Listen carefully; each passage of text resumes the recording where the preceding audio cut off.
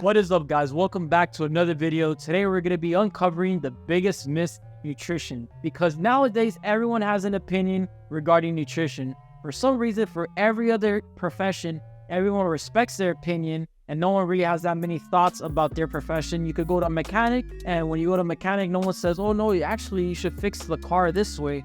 You go to your doctor, they don't say, well, actually, shouldn't I get this medication instead of this one? You could go to your chiropractor and you don't tell them, hey, can you crack my back this certain way? But for some reason, to health and nutrition, everyone has an opinion. From my grandma, from some random guy at the gym, from actually an obese person, from people on social media, everyone has an opinion. So today we're going to be sifting through all of that misinformation. And for those of you that don't know who I am, I work as a dietitian in the state of Florida, and I got my bachelor and master's degree in nutrition and dietetics. So let's get right into the video, starting off with carbs make you fat. For some reason, people think that carbs make you fat. I remember when I was younger, they would say, oh, if you have carbs after 7, that's gonna turn straight into fat. And typically when people think of carbs, they think of junk food. They think of pizza, they think of ice cream, they think of fries, but most of the calories actually come from fat. The same for ice cream, most of the calories come from fat, which comes from the milk that is made in. And for fries, it's actually mostly a fat source because most of the fat comes from the oil that is fried in. But your body actually uses carbs as energy because carbs get transformed into glucose, which your muscles and your brain use for energy. Unless you're in ketosis,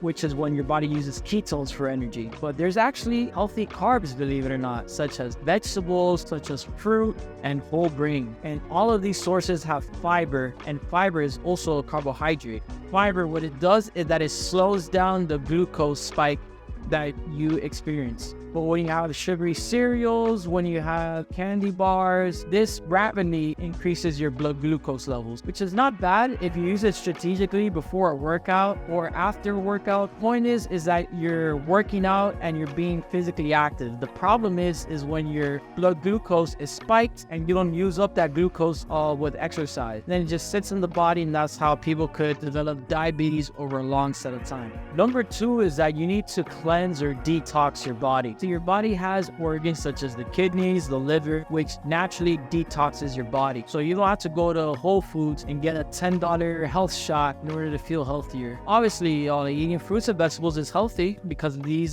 foods provide antioxidants, it provides vitamins and minerals, but you could do all of that without having to buy these expensive juices or just juicing in general. It's better to make yourself smoothies rather than juicing, because when you juice something, you're removing all the fiber in it and you're just getting the juice, which is the sugar, which will spike your blood sugar. Plus, I don't know if you've ever used a juicer, you have to clean that whole contraption up. It takes forever and it's a nightmare. Wouldn't recommend it.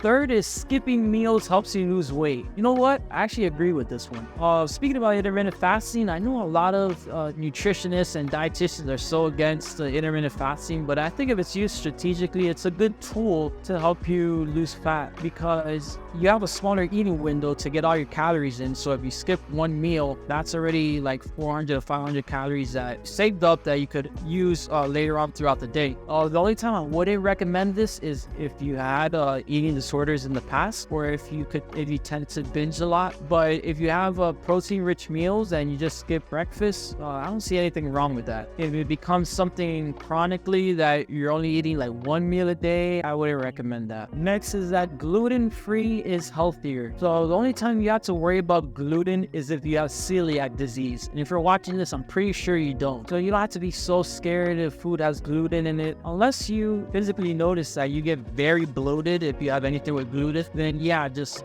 lay off of it or just lower it a little bit. But you don't have to be that obsessed and buy everything gluten free, like $8. Have you tried gluten-free bread? It tastes terrible. So that's one myth. Next myth is that egg yolks are bad for you. Oh my god, it has cholesterol. There's a lot of studies that show that dietary cholesterol does not raise the body's cholesterol. And also in the egg yolk, that's where all the nutrition comes from. If you take out the egg yolk, you're taking out the vitamin D, you're taking out the zinc, zinc, the selenium, the phosphorus, the choline, which is a mineral that's good for the brain, and you're missing out on all these nutrients. And most of the protein comes from the egg white, but all the amino acid and the nutrients come from the egg yolk, so don't take it out unless you're just trying to save on some calories and you're on a severe caloric deficit. Next is you could eat whatever you want as long as you exercise. You know what? I actually fell into this myth. I thought that just because I was doing cardio and I'm hitting the gym 4 to 5 times a week, I could eat whatever I want,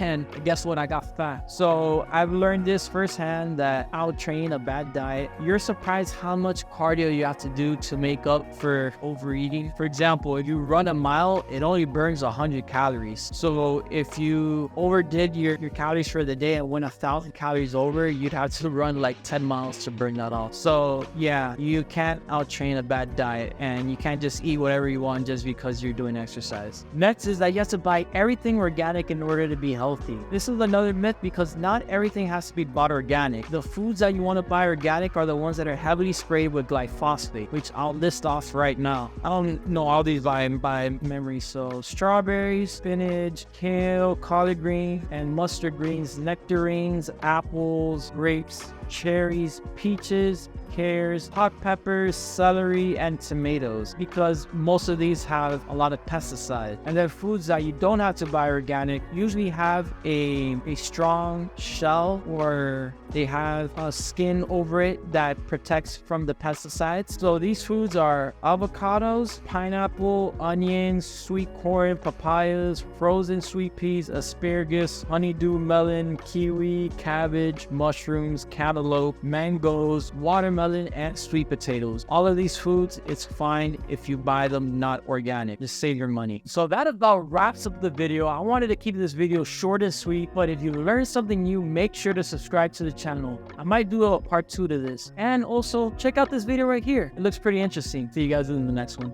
Bye.